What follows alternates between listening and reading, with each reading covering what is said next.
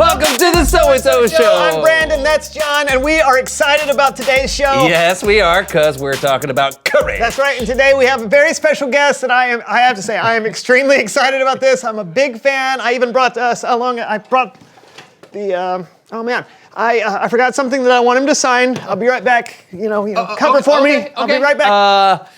I guess I'll just, Was that a knock at the door? Brandon, I think he's here.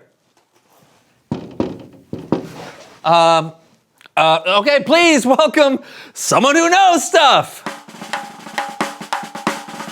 Someone who knows stuff. Someone who knows stuff?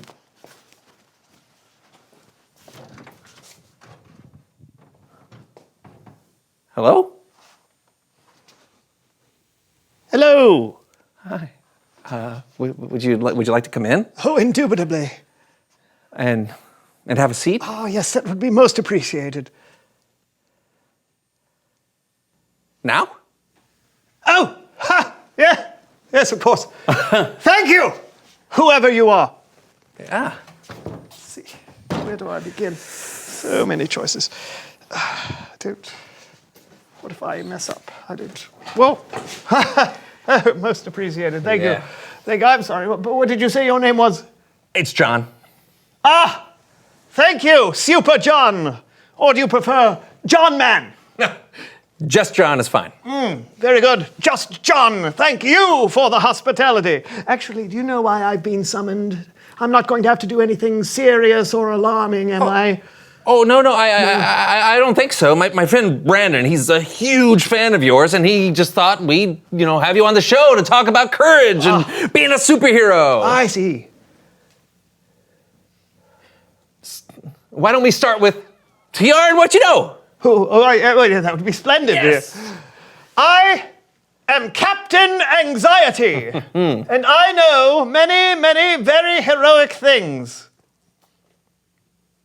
Great. Tell us why it's important to have courage when you're a superhero. Absolutely. Courage.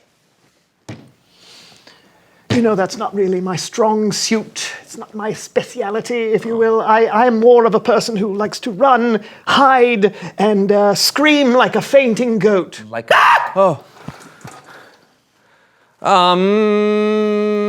That's really my modus operandi, if you will. There's lots of ways to stand up for what's right. You are correct, Just John. For instance, I like to make sure no one does any over-squeezing of the avocados in the grocery store. You can make sure they're ripe, but any more than that and you've crossed the line. Sure. Looking out for those that don't have a voice in our society is an incredible way to stand up for others and show courage. So what do you usually tell the over-squeezers? Yeah. I don't usually say anything. I don't want to step on anyone's toes. So what I do is usually stare at them with my ubiquitous eyes of judgment. That usually elicits the desired response. Oh, yeah, I bet. Don't take this the wrong way. You just seem to be a little, scared to be a superhero. Not a truer word was spoken, Just John. But fear should not deter one from being heroic. A hero should endeavor to do what's right despite his or her fear. At least, that's what I read whilst perusing the Hero's Handbook. Oh. You can have that. I have many. Oh. I even signed it. Oh, wow. Oh, okay, thank you. Yes. Brandon's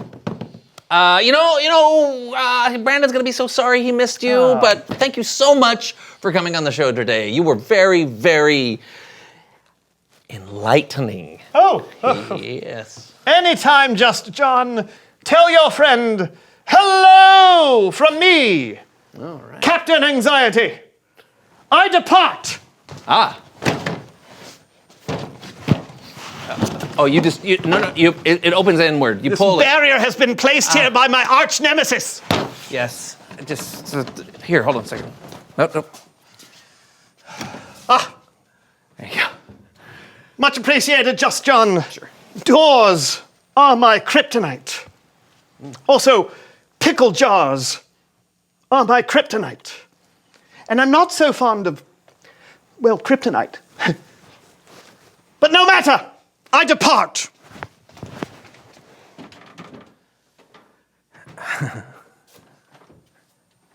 Oh, watch out for that parking meter. Okay. Is he here? Oh, you just missed him. What? Oh, man. I knew I was taking too long. What did he say?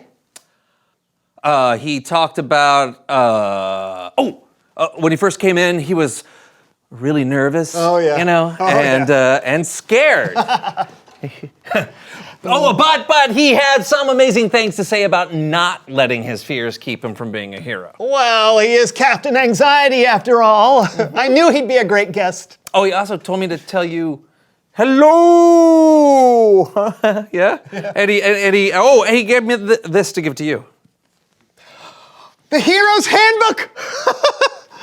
Oh, and he signed it. Apprehensively yours, Captain Anxiety. This is the greatest day of my life.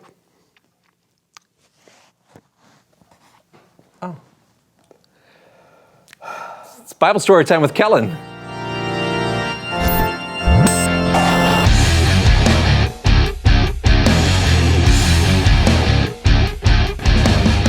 Hey guys, I gotta say, Captain Anxiety was something special. That's a good way to put it.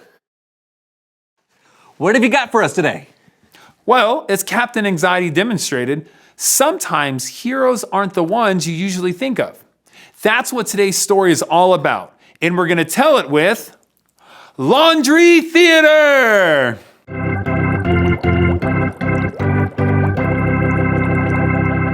Today's story comes from the book of 1 Samuel in the Old Testament. The Israelites had a king named King Saul, but instead of doing what God wanted him to do, Saul did what Saul wanted to do.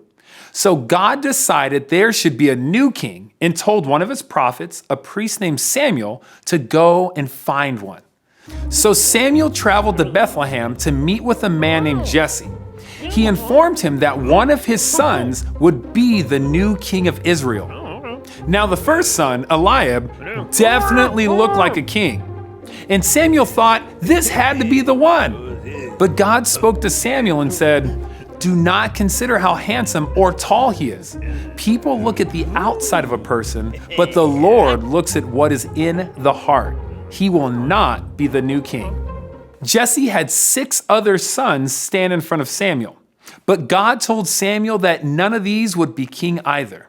Samuel asked Jesse if he had any other sons, and Jesse sent for his youngest, David, who was out tending the sheep. Now, David was extremely young and smelled of animals. He was far from looking like a king. But once again, God looked in David's heart instead of his appearance and knew that this would be the next king.